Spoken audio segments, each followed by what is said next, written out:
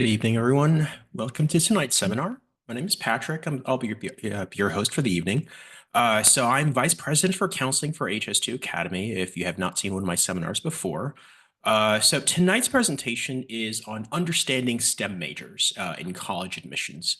I know a lot of people are probably looking to major in something in the STEM field, but maybe aren't really sure yet exactly what they want to do. And so hopefully this seminar will shed light into the different options available to you, right?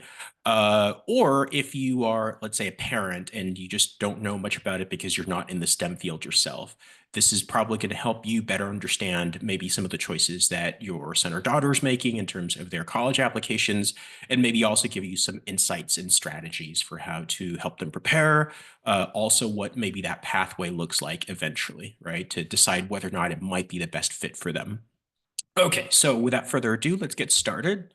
So I guess it's probably worth defining what exactly is STEM, right? What does this mean exactly, right? So we know it's probably something sciencey or engineering, but basically STEM is just an acronym for science, technology, engineering, and mathematics, right? So science, obviously, this is where you get the traditional fields like bio, chem, and physics, but there's a lot of in-between interdisciplinary fields there as well. There's a lot of other more specialized fields like I don't know, like combinations like biochemistry or astrophysics, right? Or bioinformatics. That's all kind of covered under that science umbrella. Technology is also a broad field that probably overlaps a little bit here with engineering, but this is where you get things like computer science or data science, as under that umbrella. Engineering, most people know about, of course, right? Even here, there's probably something like 15 to 20 different subfields of engineering, though. So there's a unique flavor of engineering that better suits your interests that you can look into, right? Obviously, the more popular ones include things like mechanical engineering or electrical engineering. These days, there are also kind of like hybrid majors now, like computer engineering is becoming really popular. And of course, good old trusty math, right? And under that umbrella too, we can probably cover things like applied mathematics and statistics, right? So this is what we mean when we talk about STEM. So it's a pretty broad range, right? So there is no one overall encompassing STEM major, right? You can't say I'm a STEM major and mean that to be a very specific thing, right? STEM is really just a broad categorization. Okay, so this is meant to be distinct from other non-STEM majors, right? So many colleges will have what are called humanities majors, things like English, music, philosophy, right? So history, those are all kind of categorized as humanities. There are also fields like social sciences, like political sciences, psychology, sociology, econ, right? And then, of course, there are other fields like business. I mean, this isn't exhaustive, but of course, this is meant to be more kind of like to show you what STEM isn't, right? However, there are these days kind of growing intersectionalities between these things.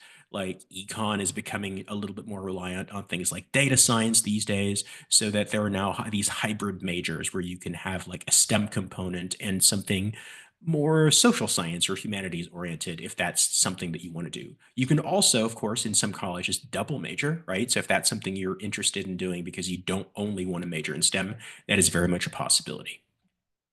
Okay, so it's important to note that America has been changing a lot in terms of what the jobs look like that are available.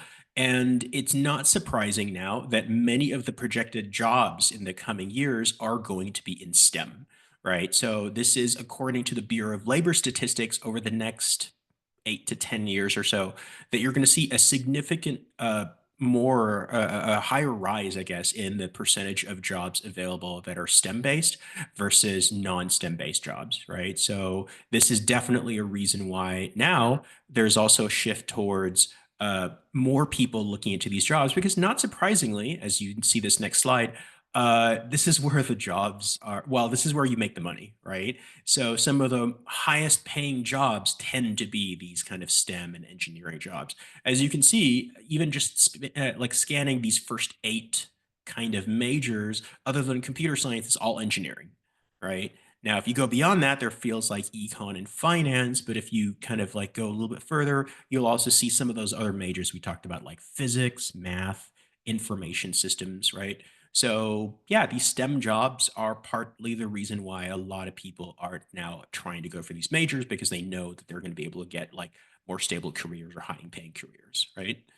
All right. Now, of course, it's not all about the money. I know a lot of students are interested in these STEM fields because they like math and science, right? It's what they're good at. So it's just a nice bonus that they can find a job that pays well as well. Okay. All right. Now, not surprisingly, we are seeing an increase over the last couple of decades or so in terms of the number of people holding bachelor's degrees in STEM fields who are going for STEM jobs, right? The percentage of STEM workers is also increasing. Okay. Beyond that, you can also see, and this makes sense, right, that the number of STEM degrees that are offered by colleges has pretty gradually, actually, even just within this 5-year span. So you can see it going up for about 376,000 to about 437,000 just in a span of like 5 years, which is astounding, right? So it just goes to show the growing immense popularity of STEM, okay, in terms of what people are choosing to study these days compared to in previous years, okay? Once again, this is not surprising. This is information directly from College Board. And so, yeah, so while, yes, this definitely shows that it's sort of affirmation if you're interested in a STEM major that, hey, this is the trend. This is where it's getting more popular.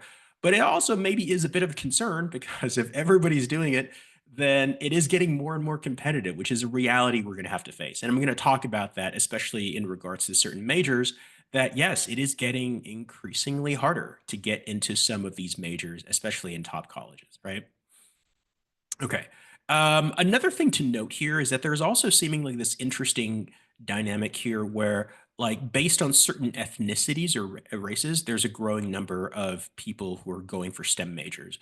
We see this actually across the board, with the exception of like white people, right? So, like, it's actually decreasing among white applicants, but for Asians and Pacific Islanders, it's slightly getting up there.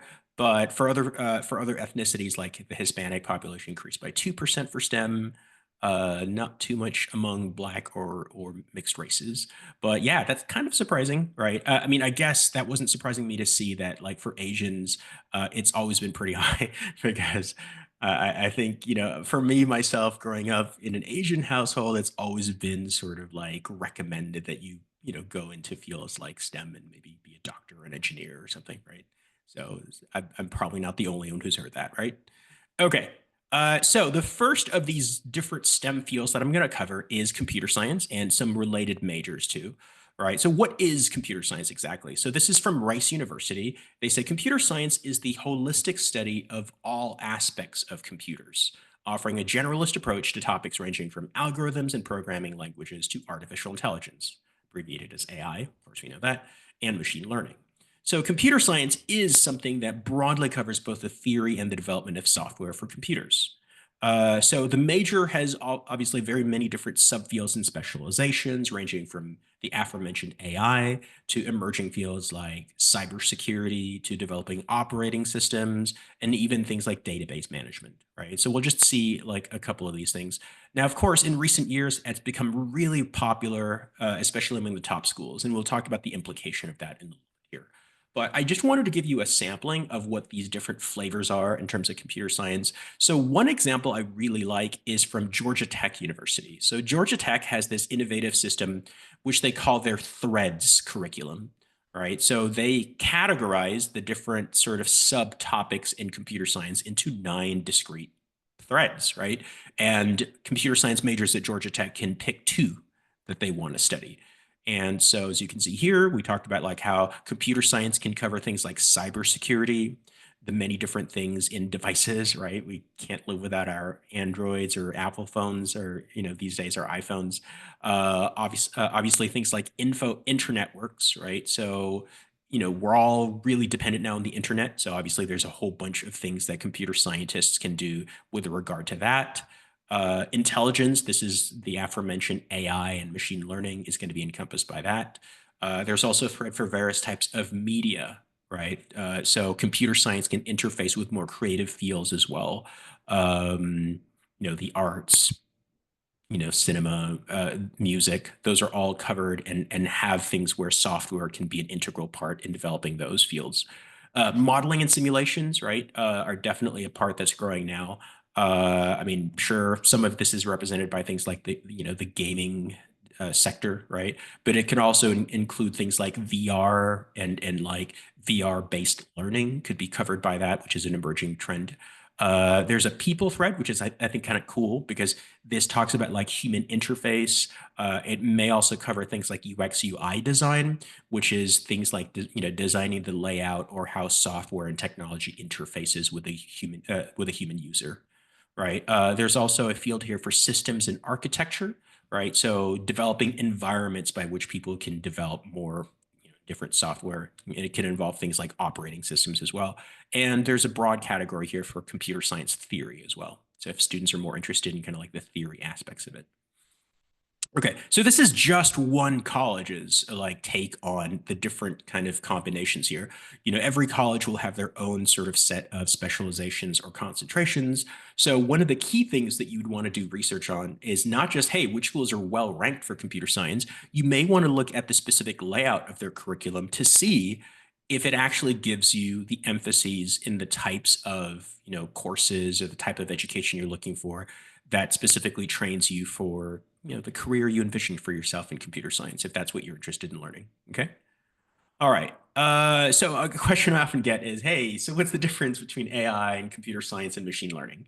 Right? Aren't they all the same? Well, not quite. I mean, if you looked at the previous slide, intelligence is really only one facet of it, right? So when people talk about artificial intelligence or machine learning, that of course dominates the headlines. Things like GPT-4 and whether its eventual successor, of course, that's in the news because it's definitely one of those hot topics where a lot of people are talking about its use and implications.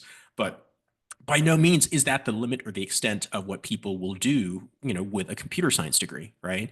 So of course it's very popular. We're looking for new applications of these. So it's best to think that AI and machine learning are subsets, right?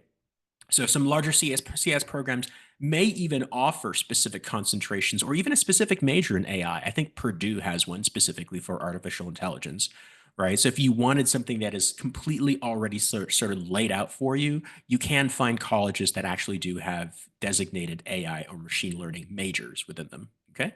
So in most colleges, though, students will be expected to and encouraged to, like, I guess, sample an array of classes and then have like specialized electives later on in fields like artificial intelligence or machine learning, if that's what they want to concentrate on later on.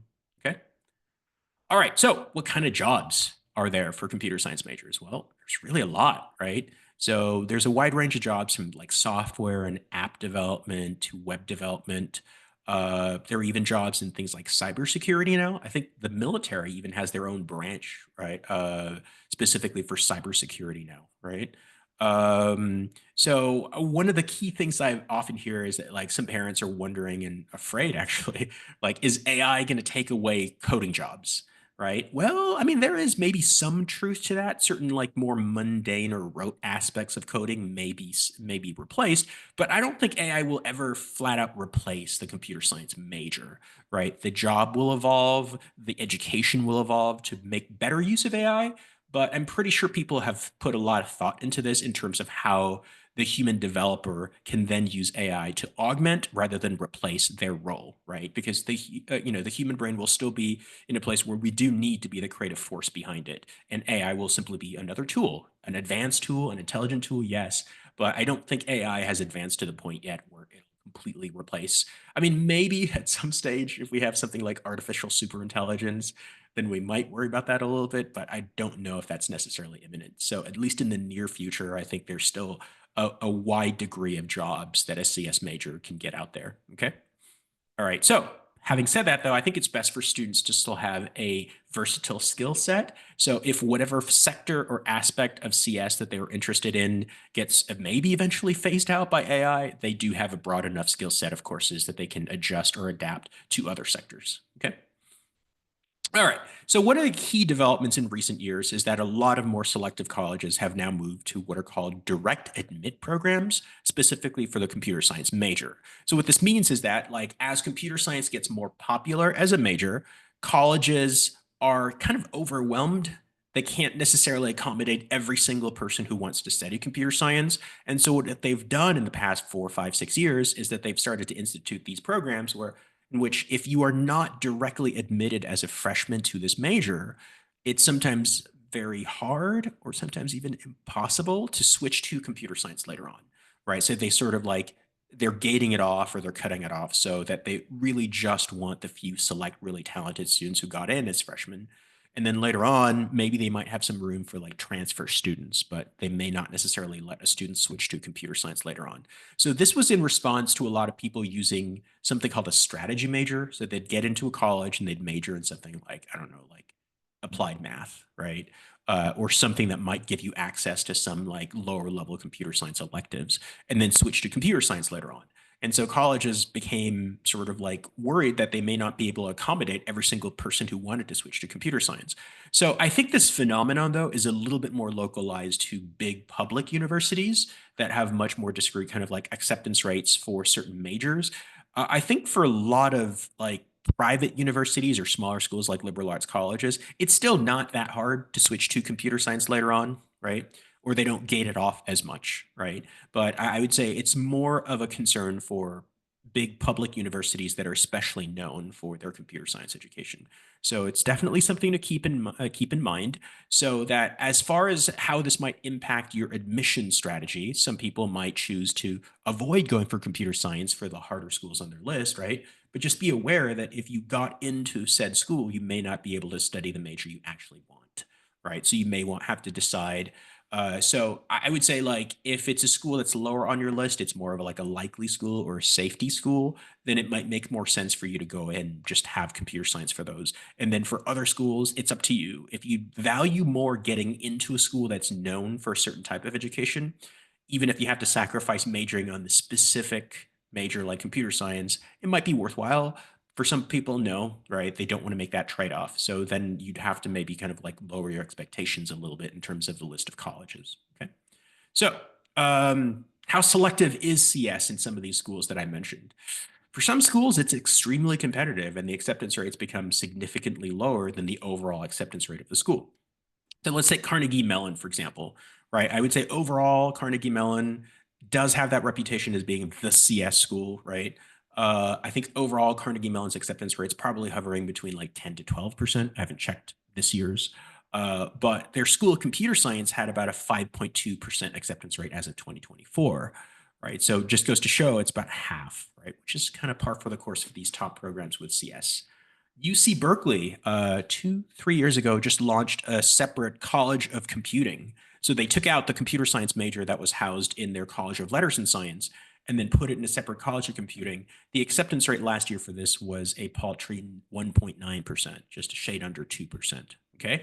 There is also a computer science major in their College of Engineering, which is called the EECS major, Electrical Engineering and Computer Science. That has actually, surprisingly now, it's a little bit better. That one is about at 5% acceptance rate for Berkeley, right? Whereas Berkeley overall is looking at maybe like a 9 or 10% acceptance rate. So it's significantly lower. And then the University of Washington, not as overall competitive as, let's say, Carnegie Mellon or UC Berkeley, but they're really known for their undergraduate CS program, right? Because they have the Paul Allen School of Computing, right? And so if you're not from the state of Washington, the acceptance rate for computer science for out-of-state applicants is a paltry 2%. So it just goes to show how just drastically competitive some of these places are for computer science specifically. So just be aware of this, right? So if you are thinking of computer science as your major, you may find a much, much more difficult pathway ahead of you when it comes to like getting into these top schools because, hey, it's the it major these days. So if you're going to try your chances for some of these schools, you are going to have to make sure to account for this when you're constructing your college list so that you do have more safety schools in place, right? So of course, there are some really good schools that aren't as hard to get into that are still have like still pretty decent computer science programs. So that's definitely something that you should research. You know, our counselors at HS2 know this very well, and we've helped students navigate this so that they can take their shots at some of these top schools, but they're still going to have some options that can give them a solid education in computer science, even for your likely or safety schools. That's kind of ideally what you want. Okay. All right. So to give you a snapshot of what this looks like, this is the most recent US news rankings for undergraduate computer science rankings. So no surprise, some of these names will seem familiar at the top here. You have Stanford and Carnegie Mellon and MIT. Of course, some of the other schools that we had talked about as well, University of Washington is always in that top 5 or top 10, right? Yeah, none of these schools should surprise you, right? These are a lot of the schools that are pretty much sort of like recognized as being the top CS programs in the country, right? So, I mean, if any of them surprise you, good. That gives you something else to consider maybe in your college list. But yeah, so it's a mix of obviously like elite level universities like MIT and Stanford and some Ivies like Cornell and Princeton, but also, as I mentioned earlier, a lot of flagship public universities tend to excel in computer science and engineering. So you will see schools like UC Berkeley, Michigan, UT Austin, Georgia Tech, because these are the top public institutions also there, okay? And public institutions typically focus their resources on majors and departments where the jobs tend to be, right? So no surprise, these same schools, if you were to cross-reference schools that also excelled in engineering or business, you'll probably find a lot of overlap here as well, right? So schools like University of Washington, Michigan, UT Austin will also excel in those fields, okay? So if this isn't something you're aware of, definitely this is hopefully enlightening so that you can see what kinds of schools you should perhaps strive for at the very top of your list, okay? All right, so what are some alternate majors to CS? Maybe you're sort of scared off by those acceptance rates and you're like, oh, maybe that's not for me. Okay, well, here's some other majors that could be good options for you to consider. Okay, one is data science. So data science is basically a major that blends computer science with data analysis and statistics, and it's applied to a broad range of fields, be it from business or maybe things like natural sciences. So then you also get specialized majors like bioinformatics or business intelligence, for example, where it uses data from, to be able to kind of like help make decisions in a business setting. Okay. So there are also majors like information systems or IT, right? Information technology. So these tend to intersect more with business, right? So how do you use technology to sort of help business in its decision making and help organize the flow or the organization of businesses? There are also more specialized fields like computational mathematics, right? This is blending basically kind of like math and computer science to solve a wide array of problems, right? It's usually algorithmic, focusing on using math and algorithms to help sort of solve all these different issues from a wide range of fields, right? From things like econ negotiations to things like analyzing, like even there are applications even to things like, aerospace, right? Cognitive science, whoops, I forgot the description there, but cognitive science is basically a blend between, like, I guess, psychology with fields like neuroscience. But these days, a lot of cognitive science departments will also integrate things like AI, right? Because AI is trying to model computers to think like human beings. So there are now fields where things like studying neuroscience or learning psychology can help, developers create AI that more accurately mirrors human thought processes, right? So I think cognitive science is this emerging field that if you're interested in CS and AI, but you also kind of like things like psychology or neuroscience, that could be a good combination or a good alternative that you could study that would still give you access to some sort of like CS coursework, but give you a wide array of other options to pick from. Okay. All right. So of course, engineering, everybody knows about this, but maybe people don't all know the different subfields that are under engineering. So let's maybe explore that a little bit. So broadly, engineering majors offer educations to use scientific knowledge and principles to solve societal problems, right? So there's a wide array of engineering subfields out there. Some are the more recognizable ones, like everybody knows a mechanical engineer or electrical computer engineers, but there are even fields like civil engineering, which is basically kind of like architecture, except it's not necessarily building pretty structures. It's building kind of like useful structures like roads and bridges and stuff, right? So I think civil engineering could be a good alternative if people are like very hands-on and like to make or build things, but they're not really interested in kind of like more software-oriented kind of fields, okay?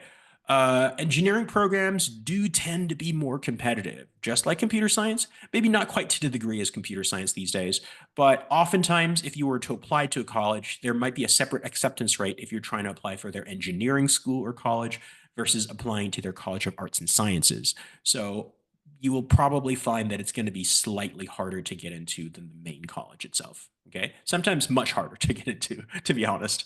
Right. So it just depends on which specific majors you're applying to, but be aware of that when you're doing research. Factor in whether or not you're applying for engineering to that college or versus if you're applying just overall in terms of like the main college, I guess. Okay.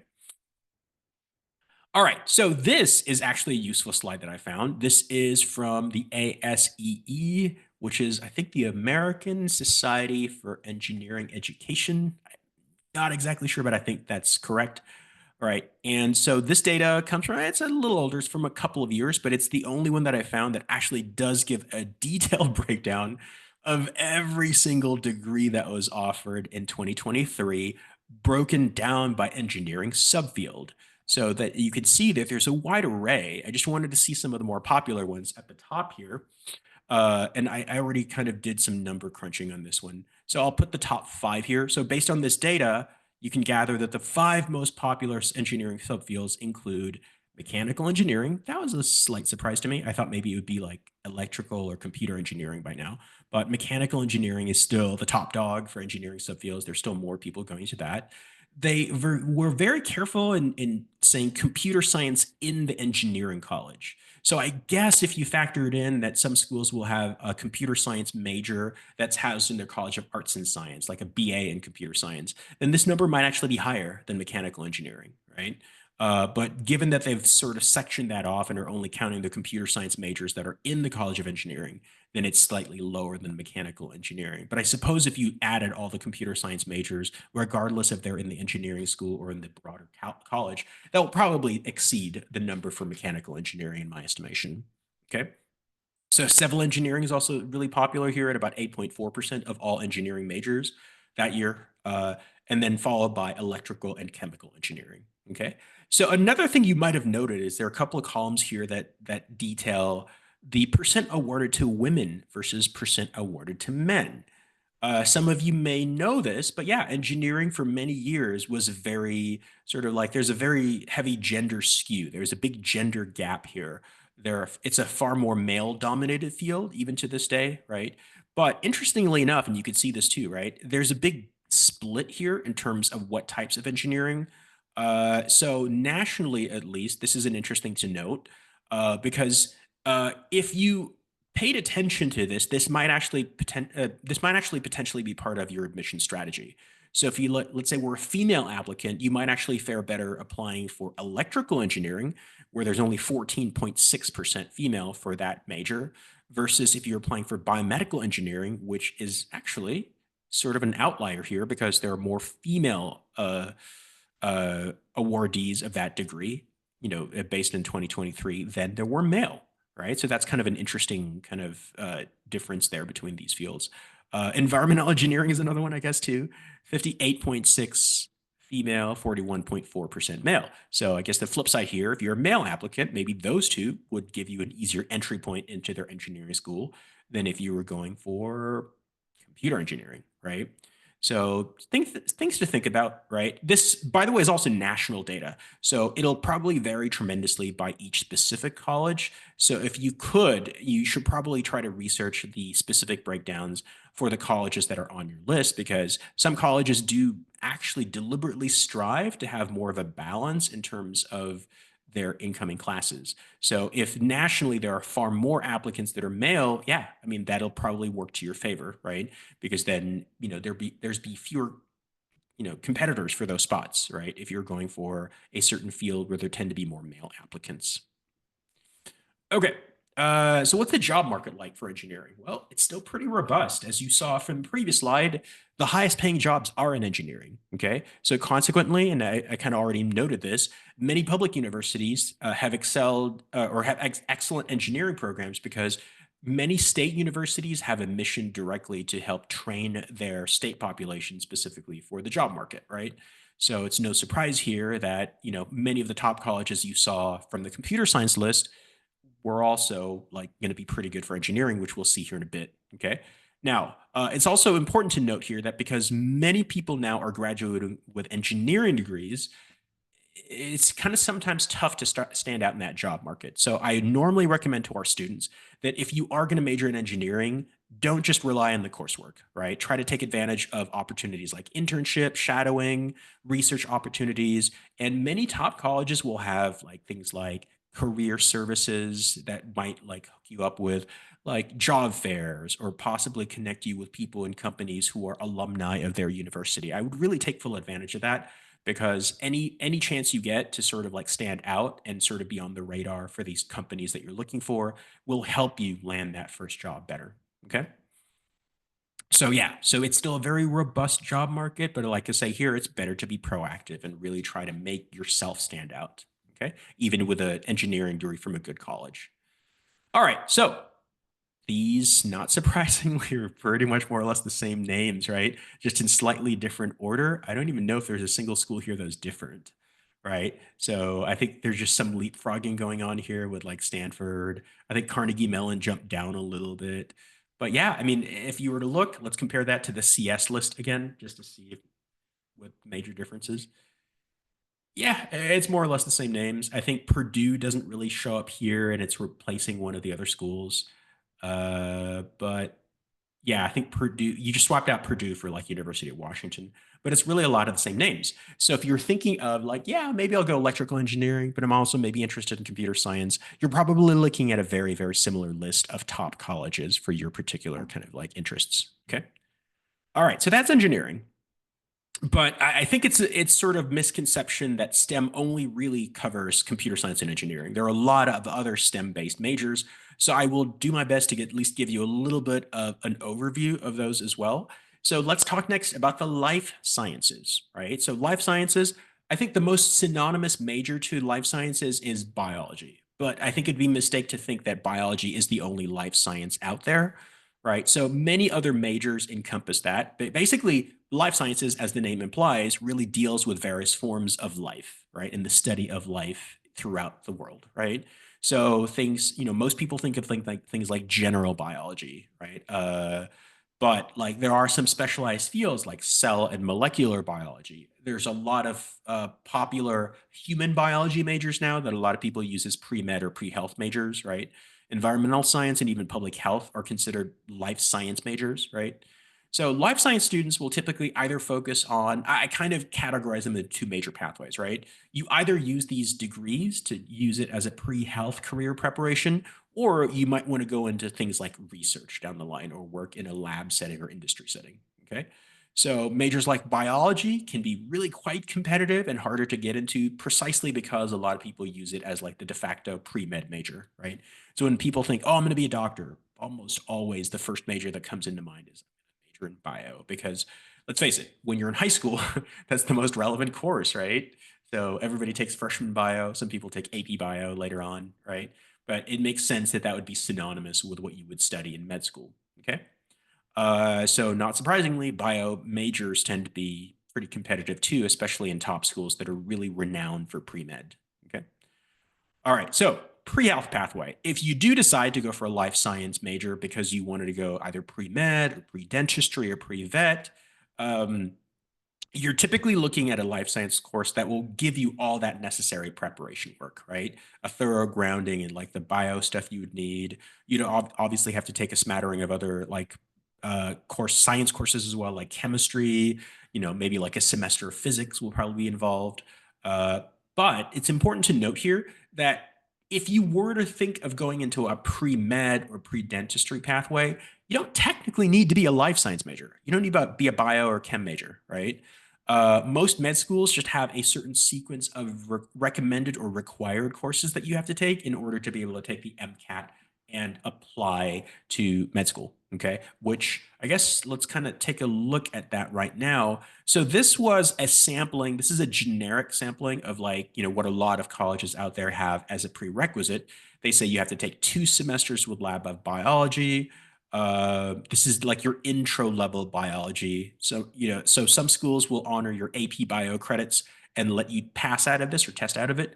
But some other people actually, they have a different philosophy. They say like, hey, even if I have the AP bio credits, I might want to take a intro to bio again, because then that would like refresh it in your mind before you get at med school, right? So it just depends on if you'd rather finish it sooner or want to use it as a chance to review the stuff over again before you take the MCAT, right? So different kind of approaches, right? Physics is a requirement, can be tested out of as well if you have AP physics. You'd need to take a 2-year sequence of chemistry, though. So general chem, you could test out with like AP or IB chem, but organic chemistry is definitely not something that's offered at any high school level. So you'd need to take that in college for sure. Biochem, probably also another course that's not offered in high school. So that's definitely one you have to take. And then a couple of semesters of English, a couple of semesters of math. Usually math would be up to the calculus level. You don't have to take anything past that. Okay. Many schools are now also requiring social science classes like psychology and sociology. Stats may also be required, right? So your mileage may vary. Check your, the different med schools down the line. But in general, if you have a coursework like this, you can theoretically be any major. You can be like a history major and be pre-med. Okay. But having said that, if you really enjoy the sciences and you want to also give yourself some options to decide whether or not, like, hey, I like science, I might go pre-med, but I might get some sort of like bio-related job out of graduation. If you're not set on the pathway for pre-med, then yeah, you might want to consider a life science major at that point. Some colleges like USC even actually have very specific majors that are already housed in their medical school, right? So the Keck School of Medicine actually offers 2 undergraduate majors that are specifically medically oriented, one for global health, one for something called something like disease prevention. I forgot the exact specific name, but it's longer than that. Okay. But yeah, so those are different things that are accessible to you if you're looking into a life science major to go pre-health. Now, another pathway is that some people will major in a life sciences major specifically because they want to do research. Okay. So, and this could be like you could be an academic working at a university for a lab, or you could work in various industries. There are various like labs out there. You could work for the pharmaceutical industry, perhaps, right? So there are a lot of different other options there. And in which case, you could find a life science major that's actually much more tailored to what you want to study. So there are biotech majors, there are microbiology majors. There are a lot of other things that might gear the education and the electives more towards things that would be useful in industry or through academic research down the line. So it's probably good for you to kind of figure out, hey, what do I want to do someday? Okay. So if you want to go this pathway and you want to go into research, it's highly recommended that as an undergraduate, you do undergraduate research and with a wet lab component, which is you actually being in the laboratory mixing things like with pipettes or whatever, right? To strengthen your chances for graduate school later on.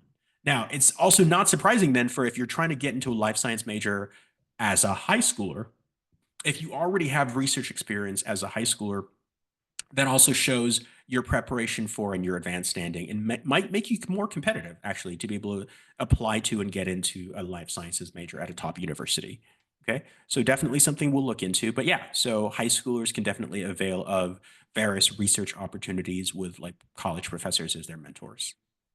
Okay, so now there isn't a reliable undergraduate ranking for biology, so I decided to just take US News's graduate bio programs, which is obviously going to include a couple of schools that don't have undergrad components, right? So Scripps Research Institute in California and UC San Francisco only have graduate school programs, right? But it's usually a good proxy because if there is a good overall graduate bio program, it typically means their undergrad program is also going to be pretty strong, right? So not surprisingly, you can see schools like Johns Hopkins on there. UC Berkeley does have a outstanding bio program over the years. It might surprise some of you, but yeah, even Caltech and MIT have really strong bio programs. They're not just engineering and CS schools after all. Okay. All right, so that's life sciences in a nutshell. There's another category called mathematical and physical sciences. So obviously math is pretty straightforward. Everybody knows what math is, okay? But why would you want to major in math? Well, to be honest, math is a very versatile major, right? There are a lot of students in high school where it's like, I like math. I just don't know if what I want to do with other majors. I'm, I don't know if I want to major in math because I don't know what kind of jobs I would get. You'd be pleasantly surprised to find out that actually math majors get access to a wide variety of jobs, right? So you could work at a tech firm.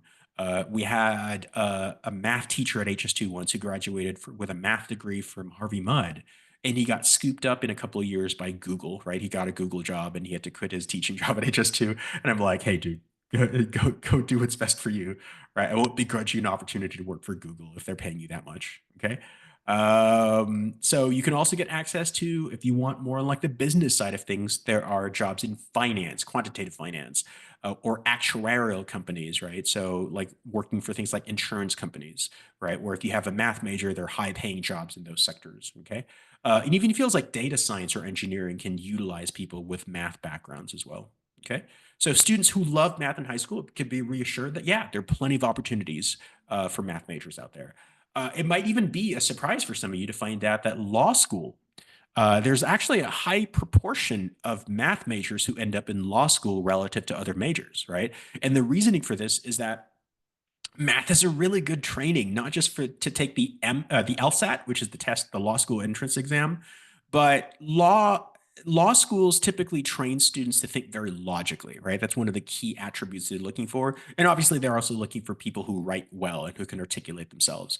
Okay. But at least the very logical part of things, math majors excel at that, right? So their training in terms of the coursework can prepare them to think in a logical fashion that is expected by law school. So yeah, I mean, I've known a couple of people who were math majors who ended up going the law school route, and yeah, they were very happy with it. Okay.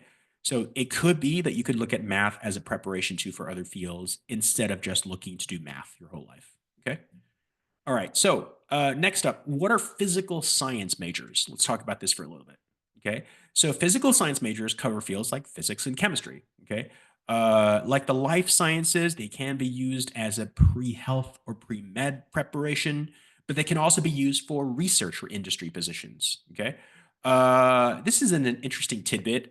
So recently, like as of last year, the UC's made available their specific acceptance rates for freshmen based on different fields, not like very specific majors, but the physical science sort of department or category had some of the higher acceptance rates for both Berkeley and UCLA relative to other majors. So if you're thinking of a STEM major and you wanted to get into like a top UC, it might be an option, right? You could consider fields like physics or math or chemistry, right? If you wanted to try to get into a school like Berkeley or UCLA, okay? Now, you also don't want to think of it as like, well, but I'm not interested in just physics or chemistry. Physical sciences actually cover a wide array, right? So you can have fields like atmospheric sciences if you're interested in like things like climate change and global warming, astrophysics, material sciences if you want to develop things like polymers or new plastics. Oceanography and geology are just some examples of what you can do under the umbrella of physical science. Okay. Right. What are the job prospects like? Pretty good, to be honest, right? So Bureau of Labor Statistics say that median salary, you're looking at about like 79K. So you can actually get pretty good jobs with an undergrad degree in a physical science major. However, I think long term, if you're looking to sort of have similar comparable salaries to like doctors or lawyers, you might want to go the PhD route. Okay. So get a good research position, try to get into these.